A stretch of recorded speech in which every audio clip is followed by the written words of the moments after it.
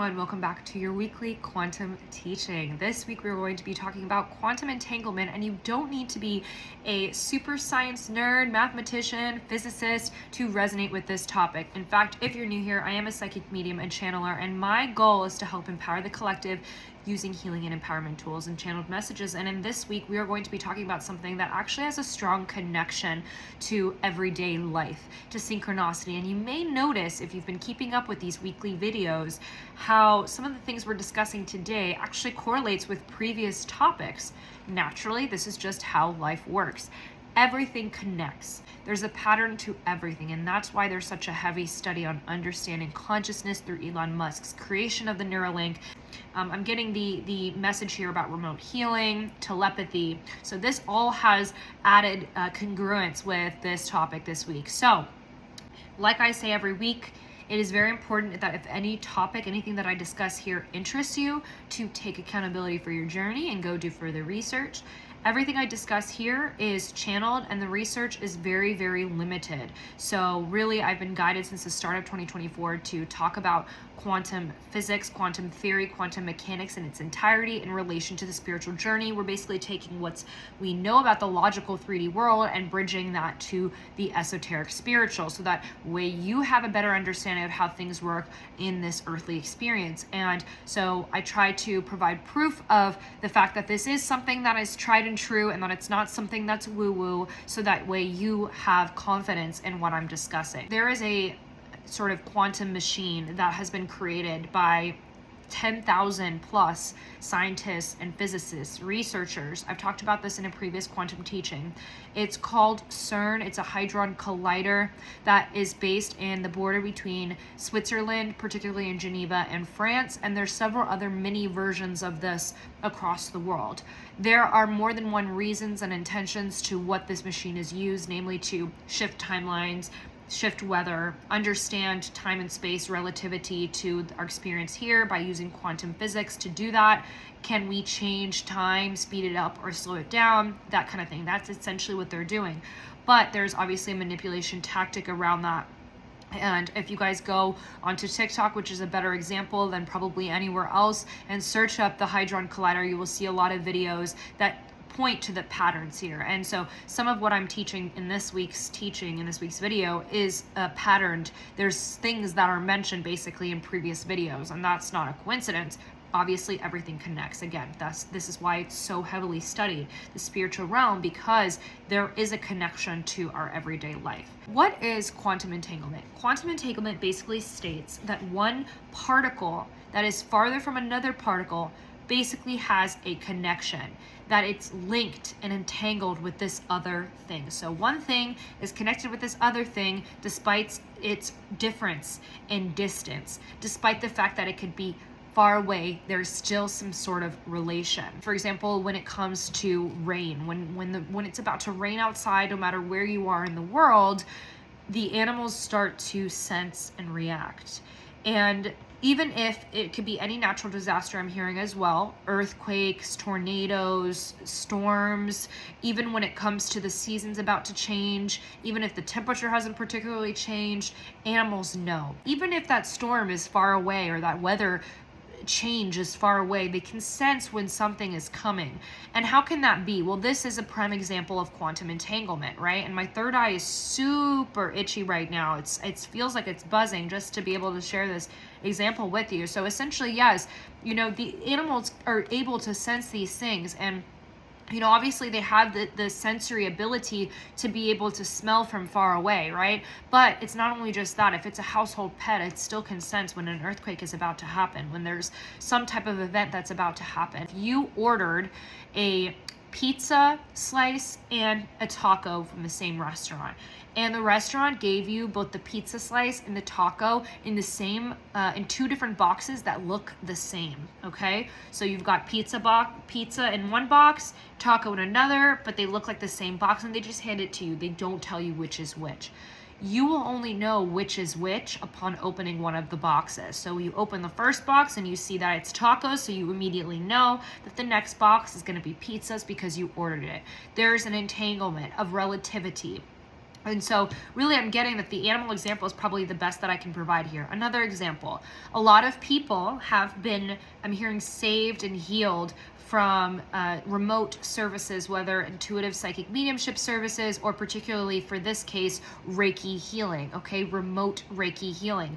And how can that be? Is it a placebo effect, or is energy able to travel through our phones digitally to be able to reach that person? And this is another example of quantum entanglement, that two things that are farther apart, the client and the healer, are in separate places, and that way they have to communicate over the phone, but that person was able to receive the healing that they need remotely, right? Same goes with if that Reiki healer was with that client in the same room, but they're not touching the client, they're just using their hands.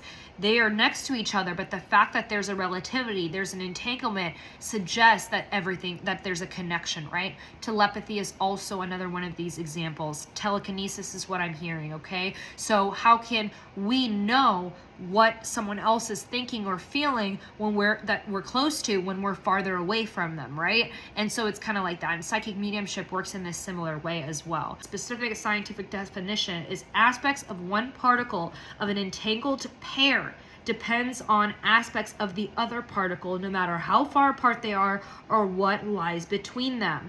And so even if you know one state, so for example, with the food case, we knew the state of one of the boxes because we opened it up and we saw that it's tacos, we have concluded that the other box is a pizza. We remember that we ordered it, they're in two separate boxes, but there's an entanglement in that experience. We know the state of one thing, so then the other starts to respond, right? So in the case of the Reiki healer knows that that person is sick or ill or needs some type of healing, and so they're able to entangle into that energy. This is energy we're talking about, okay? I'm seeing an imagery of a ribbon being tied here, okay? So one of the easiest examples, which I talked about in the last week's video, which I encourage you guys to watch, about the law of one, is basically the spider web effect, where billionaires have talked about this. You become the 5 people that you're around the most. The people that you are entangled with will begin to shift and the behaviors that they're engaged with will begin to shift the type of person that you are and the energy that you carry. Let's say you're right here, okay? This is you. And you have different people around you, okay? This is person A, person B, all right? Okay? So you have different people around you, alrighty? And person A through D, you could have 20 people, it doesn't even matter. But for this example, you've got your select network of person A, B, C, and D, and this is you, right? And so let's say, for example, that you become the 5 people that you're around the most, which we know it has been proven, and this is why a lot of rich people talk about this, the power of influence around you. But let's say you're the person who started evolving, right? And so what happens is you impact the next 5 people around you. So you begin to impact person A, person B, person C, person D, in whatever way that they perceive that. You are entangled with this core group of yours. Could be your friends, your classmates, your colleagues, doesn't matter, the people that are around in your environment. You have a conversation with them and you somehow influence them to the degree that they start to change something about themselves, whether good or bad. That person will then impact the next person, who will impact their collective, who will impact their collective. And it essentially becomes that way where everything ends up connecting. Now, obviously, this is going to look a little funky here, right? But what we know is that the world is very small. And this is essentially how energy is. People, like the news, like a game of telephone, begin to connect with each other across space and time. In relation to the 3D experience, you're impacting one person around you. That person then has become changed by who you are and the stories that you've been able to share with them, that they then go and impact the people around them, who impacts their collective of people and their collective of people. And so it becomes I'm hearing a domino ripple effect. This is also how the game of telephone works. The news works. When information is spread, this is an example of quantum entanglement. Whatever thoughts that you carry, good or bad or neutral, you're just living your present experience. And whatever thoughts you've carried, in addition to the experiences that you've had, your upbringing, who you are, the lessons that you've endured, you are carrying basically a bubble around, so the multi-layers of your aura around you, right? It's a bubble of energy that carries all these different aspects of your experience, your record of your soul, past, present, and future, lessons, your thoughts, etc. And that is an energy field that then, by the default nature of energy,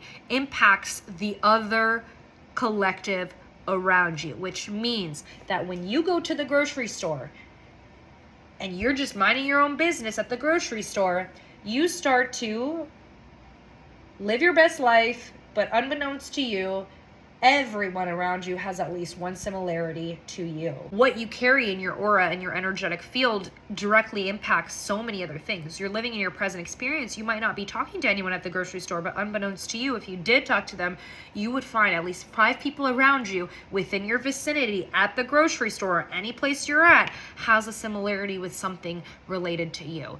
Upbringing, lessons, most primarily at the forefront because of the quickness of energy, thoughts that you've carried, okay? And so this becomes a spider web effect.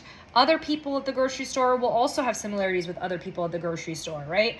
This is how energy works, okay? And so basically, quantum entanglement states this, right? My spider web is obviously not the best, but this is what quantum entanglement states, is that we're all connected, whether it be quite literally in the interactions that we have with the people around us, or internally through our thoughts and the lessons that we've carried, what we've experienced. Quantum entanglement states that near or far, you are always, no matter what state you're in, whether happy or sad, will come across something and someone that is in alignment with that energy. So we are constantly walking. I'm hearing mood rings. Again, this has come through in a previous channeling or something like that. More recently, I suppose, but it is coming back as a remembrance. So basically, we are walking mood rings. And so at any point, what you carry, you are entangled with something else. There is a connection between us and the people around us at all times, whether it's people we like or don't like, people we know or don't know. And it's not just people, it's the animals, it's the environment, it's the energy that surrounds that environment. And so everything is essentially connected. And this is what quantum entanglement states, that because everything is connected, whether near or far, the state of who you are and what you know yourself to be. You could be positive that day, you could be sad that day, but that state that you're in will impact a relativity of the other things around you. And those people and those things are living in their present experience too. But the way that energy works is that we're always pulled in the direction of whatever we are in that present experience. Quantum entanglement is the understanding of that we are constantly entangled with different aspects of our experience, whether we're physical in the environment or whether we're thinking in upper dimensions, if we're in astral, for example. Some of you guys who might be watching this video now or in the future could be having signs of that connection with rain, for example, when your joints start to hurt, all right? If your joints start to hurt and you didn't know it was gonna rain, and then it rains 24 to 48 hours later, and you're like, okay, my joints were hurting.